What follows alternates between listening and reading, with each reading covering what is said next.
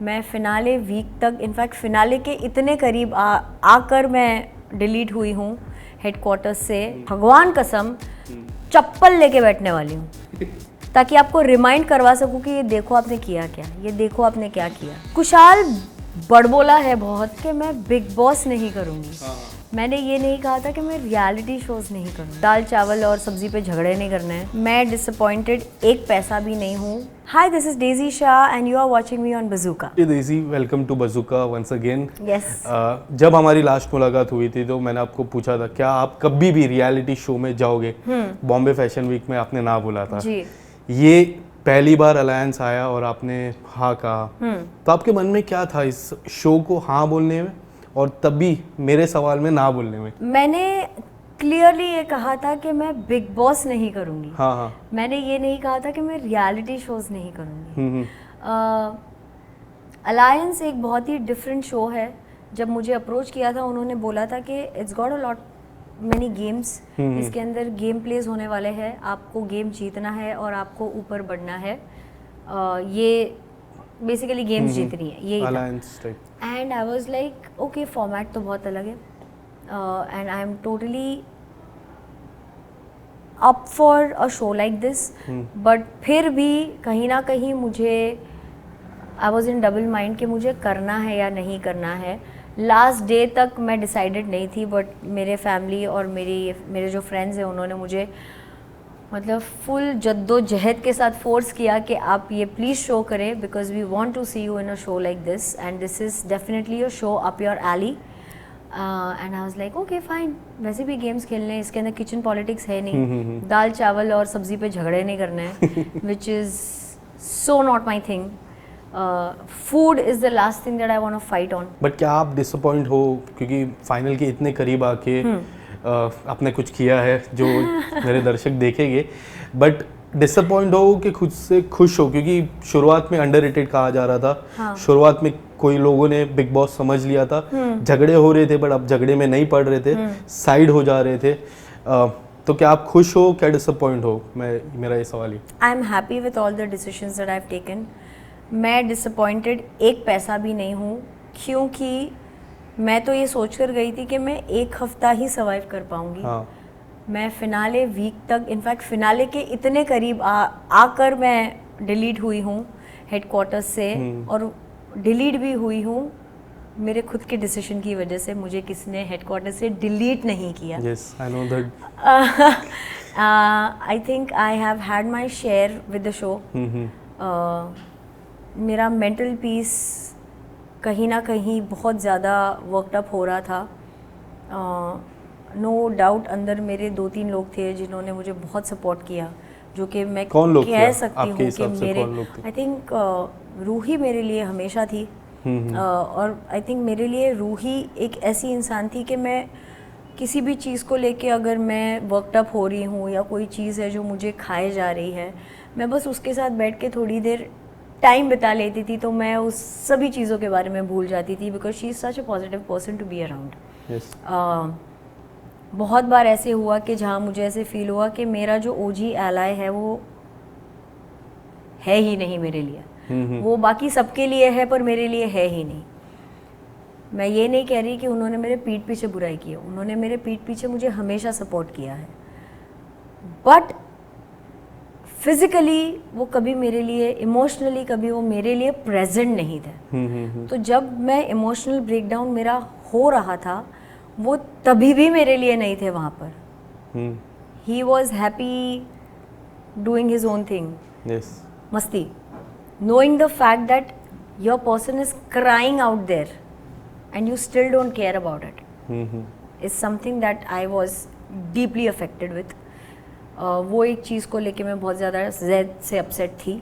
I think हूँ मैं जब मिलूँगी उनसे तब मैं उनको ये बताऊँगी भी कि ये एक चीज़ मुझे जाते जाते भी कुछ आपने बताया था उनको, कुछ तो बातचीत हुई थी आपकी जब अलायंस का जो गेम खेले थे लास्ट कल का शो 44th शो। अच्छा, तो उसमें भी कुछ बात हो रही थी आपकी ज़ैद से, तभी भी आप थोड़े डिसअपॉइंट लग रहे थे। से मैं एक्चुअली बहुत सारी चीज़ें हैं जिसको लेके डिसअपॉइंटेड हूँ और ज़ैद को मैंने ये भी कहा निकलते निकलते कि ज़ैद मैं शो का एक भी एपिसोड नहीं देखने वाली हूँ ओके अगर हम डिसाइड करते हैं देखने का, you and me will sit together पहले एपिसोड से, और मैं भगवान कसम चप्पल लेके बैठने वाली हूँ ताकि आपको रिमाइंड करवा सकूँ कि ये देखो आपने किया क्या, ये देखो आपने क्या किया. Okay. And he is agree to it. Sohail sir को आपने काफ़ी हेल्प की. मैं जब देख रहा था वो इमोशनली भी थे, कई हद तक वो ठीक भी नहीं थे गेम में. मैं देख पा रहा था गेम्स नहीं खेल पा रहे थे उतने प्रॉपरली. सलमान सर जब आए उनका इमोशनल लेवल आया, बाहर आया, हम देख रहे थे. आपने काफ़ी हेल्प की उनकी. सो उस पर क्या कहना चाहोगे आप?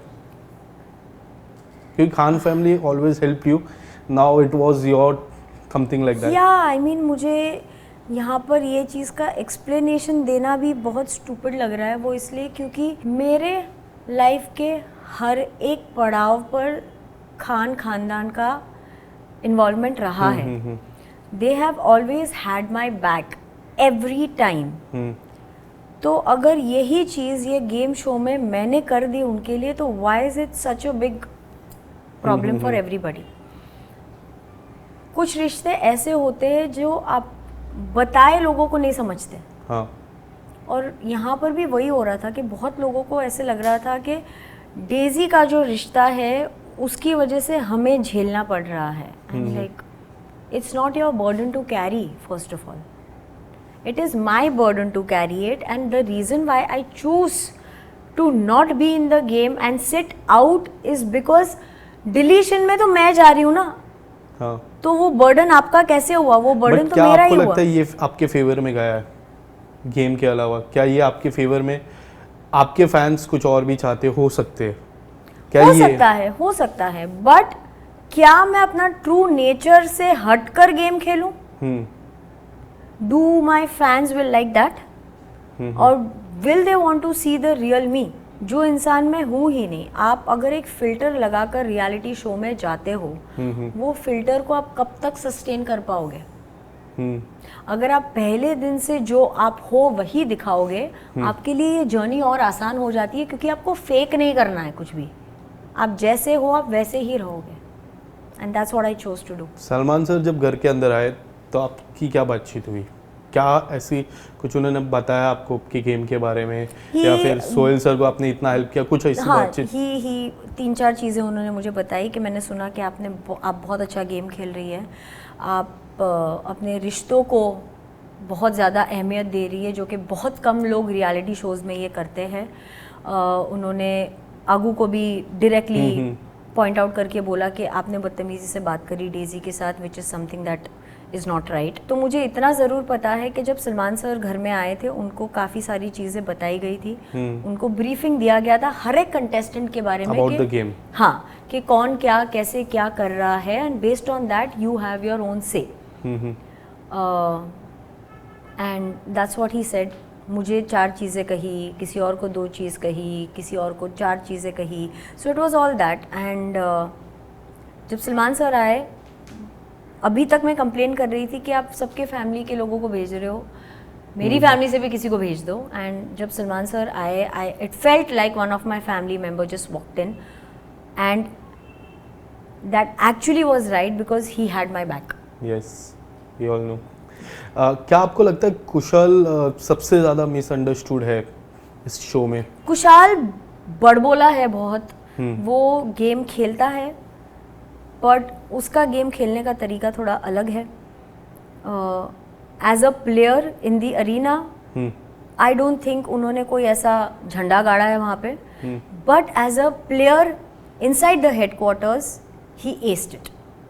मतलब होम मिनिस्टर का काम उन्होंने बखूबी निभाया है, और वो क्रेडिट उनका ड्यू है वहाँ. टॉप 5 टॉप 4 की रेस में क्या वो डिजर्व करते हैं आपको लगता है? आई पर्सनली फील कि टॉप 5 तक तो वो कुशाल डेफिनेटली पहुँचेंगे. फाइनलिस्ट का मैं नहीं कह सकती हूँ. आप किसको देखते हो? I definitely see women standing with the trophy in a hand. Like any girl. It can be Roohi, it can be Mini. वो इसलिए क्योंकि रूही और मिनी ये 2 जन है जो ऑलराउंडर प्लेयर है. स्ट्रॉन्ग कौन है आपको, आपके लिए कंपटीशन किसका जो है? हिसाब से गेम्स गेम्स का जो नेचर है ये शो के अंदर, उसके अंदर मिनी जो है वो डेफिनेटली ज़्यादा बेटर प्लेयर है, क्योंकि इसके अंदर माइंड गेम्स बहुत ज़्यादा है। मिनी नॉलेजेबल भी बहुत ज़्यादा है। वो उनके पास 50 सवाल में से 35 क्वेश्चंस का आंसर्स वो बाय हार्ट जानती रहेगी। So as a player Mini, when it comes to only physical games, then it will be Ruhi. No Kushal. यार वही मैं बोल रही हूँ ना कि लड़के, क्योंकि हम 24 घंटा अंदर रहे हैं, हमने ये चीज़ देखी है कि लड़कों का डोमिनेशन उन्हें लगता था क्योंकि ये गेम शो है तो we are already above women. ये एक दिक्कत आ रहा था हम सभी को कि they thought that they are superior to women. उनकी मर्जी से वो किसी को भी ऐसे उठाकर फेंक सकते हैं, बट जब वोटिंग की बारी आती है तो हमारी गर्ल्स है, ये ऐसे होता था। सो ये सिनारियो को दिमाग में रखते हुए I would really want a girl to win this, because when it comes to mind games, when it comes to question and answers, when it comes to memory, when it comes to knowledge, a girl is definitely superior than a guy. Yes.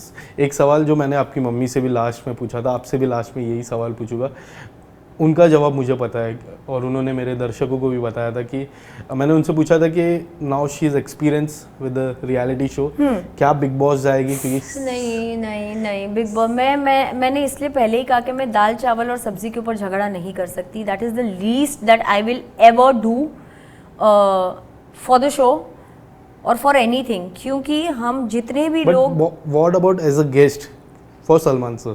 या as a guest great, मतलब फिर guest के perks भी तो वही होते हैं ना।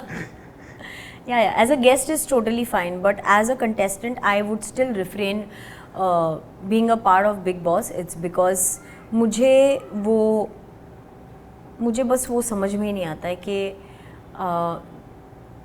हम हमारे घर के अंदर भी ये सारी चीज़ें नहीं करते, तो वहाँ जाके ये सब करना इज़ जस्ट लाइक किसी के क्रेडिबिलिटी के ऊपर, किसी के पोटेंशियल के ऊपर, किसी के काम के प्रोग्रेस के ऊपर आप कौन होते हो सवाल उठाने वाले या उंगली उठाने वाले। और बिग बॉस अनफॉर्चुनेटली एक ऐसा शो है जहाँ पे हर एक के क्रेडिबिलिटी को क्वेश्चन किया जाता है, और at the end of the day मेरा अंडा किसने खाया, मेरी कॉफ़ी किसने पी, यही झगड़े होते हैं। We all come from really well to do families, and एक एप्पल और एक कॉफ़ी और एक अंडे के ऊपर झगड़ा करना मेरे हिसाब से बहुत वियर्ड लगता है मुझे। yes. 3 नाम लूँगा, फटाफट गेम के हिसाब से आपको हैशटैग देना है। सबसे पहला नाम Kushal, hashtag home minister. Okay. Aslan, hashtag scorpion. Okay. Ruhi, hashtag मैं अपने लिए खेलूंगी। Thank you so much Thank you. बजूगा से जुड़ने के लिए।